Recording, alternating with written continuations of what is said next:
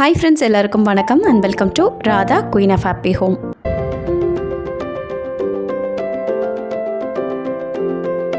Kitchen deep cleaning செய்ய start பண்ணியிருக்கேன்னு போன வீடியோவில் சொல்லியிருந்தேன். கிச்சன் டீப் கிளீனிங்கிறது ஒரே நாளில் கண்டிப்பாக பண்ண முடியாது. கொஞ்சம் கொஞ்சமாக தான் நம்மளால் பண்ண முடியும்.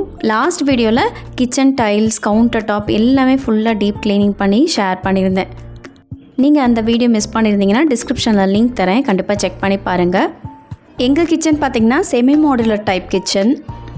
ஒரு கபோர்டில் பார்த்திங்கன்னா க்ராசரிஸ் எல்லாமே வச்சுருப்பேன், இன்னொரு கபோர்டில் தான் பாத்திரம்லாம் வச்சுருக்கேன். இன்றைக்கி பாத்திரம் வச்சுருக்க கபோர்டு மட்டும்தான் டீப் கிளீனிங் பண்ண போகிறேன். கபோர்டில் இருக்கிற எல்லா திங்ஸையுமே எடுத்து வெளியில் வச்சுட்டேன்.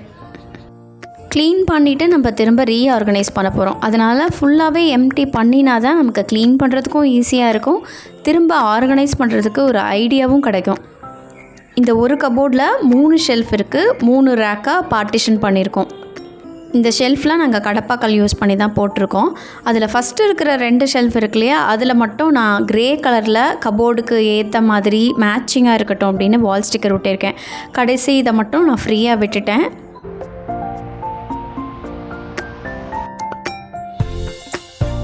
எப்போவுமே க்ளீன் பண்ணுறப்ப பார்த்திங்கன்னா நம்ம யூஸே பண்ணாத நிறைய பொருள் தான் இடத்த அடைச்சிட்ருக்க மாதிரி இருக்கும்.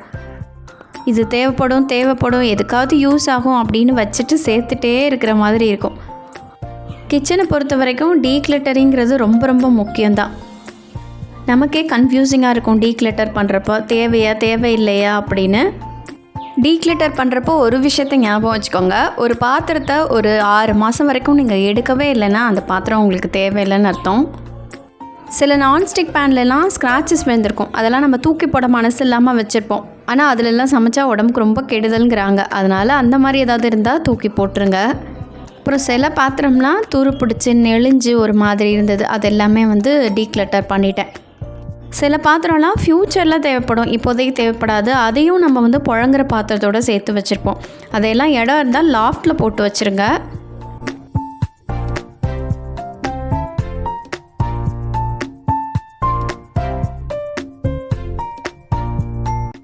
கிச்சனில் எது வேணுமோ அதை மட்டும் வச்சுட்டு மீதி எல்லாத்தையுமே எடுத்துட்டோனாலே கிச்சன் பார்க்குறதுக்கு ரொம்ப நீட்டாக இருக்கும். ஆர்கனைஸ் பண்ணுறதுக்கும் ரொம்ப ஈஸியாக இருக்கும், நிறைய ஸ்பேஸ் இருக்கிற மாதிரியும் இருக்கும். மேலே இருக்கிற ஷெல்ஃபில் பெரிய பாத்திரம்லாம் ஸ்டோர் பண்ணியிருக்கேன். நான் யூஸ் பண்ணுற குக்கர்ஸ் எல்லாமே மேலே தான் அடுக்கி வச்சுருக்கேன். அது இல்லாமல் இட்லி பானை, ஹாட் பேக்கு, பிரியாணி பாட், இந்த மாதிரி ஐட்டம்லாம் ஸ்டோர் பண்ணியிருக்கேன். பெரிய பிளேட்ஸ் எல்லாமே இந்த ஆர்கனைசரில் தான் வைப்பேன். கிச்சனை மாடுலர் கிச்சனாக ரெனோவேட் பண்ணுற வரைக்கும் இதை யூஸ் பண்ணிக்கலாம் அப்படின்னு யூஸ் பண்ணிகிட்ருக்கேன். பொதுவாகவே open kitchen, semi modular kitchen, இந்த மாதிரி கிச்சன் டைப் இருக்கிறவங்கெல்லாம் ஆர்கனைஸ் பண்ணுறதுக்கு ரொம்ப நம்புறதுன்னு பார்த்திங்கன்னா பேஸ்கெட்ஸ் தான். இந்த பேஸ்கெட்டில் குக்கிங் டூல்ஸ் எல்லாமே வச்சுருக்கேன், கொஞ்சம் கரண்டியெல்லாம் வச்சுருக்கேன். இந்த பேஸ்கெட்டில் ரெகுலராக யூஸ் பண்ணுற பவுல்ஸ், கொஞ்சம் டம்ளர்ஸு, செம்பு, இது எல்லாமே வச்சுருக்கேன். இந்த வெர்டிக்கல் ஸ்பேஸை யூட்டிலைஸ் பண்ணுறதுக்கு ஒரு ஒயிட் கலர் ஸ்டாண்ட் ஒன்று வச்சு மேலே ஒரு பேஸ்கெட்டும் கீழே ஒரு பேஸ்கெட்டும் வச்சுருக்கேன்.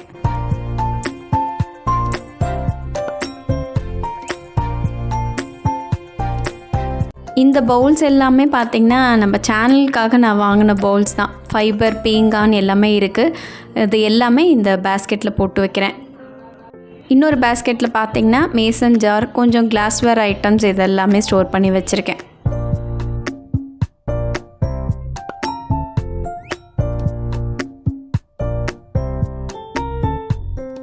இந்த ஸ்டாண்ட் ஆர்கனைசர் பார்த்திங்கன்னா ரொம்ப வருஷமாக நான் வச்சுருக்கேன். இந்த வெர்டிக்கல் ஸ்பேஸை யூட்டிலைஸ் பண்ணுறதுக்கு ரொம்ப யூஸ்ஃபுல்லாக இருக்கும். மேலே ஒரு பேஸ்கெட்டும் கீழே ஒரு பேஸ்கெட்டும் வச்சாச்சு.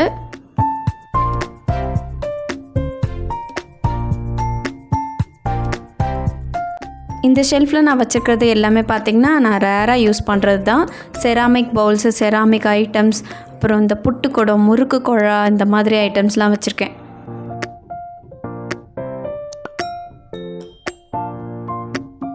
மிக்ஸி ஜாரெல்லாம் இந்த இடத்துல ஆர்கனைஸ் பண்ணி வச்சுட்டு நான் ரெகுலராக யூஸ் பண்ணுற மண் சட்டி, மண்பானை இந்த இடத்துல வைக்கிறேன்.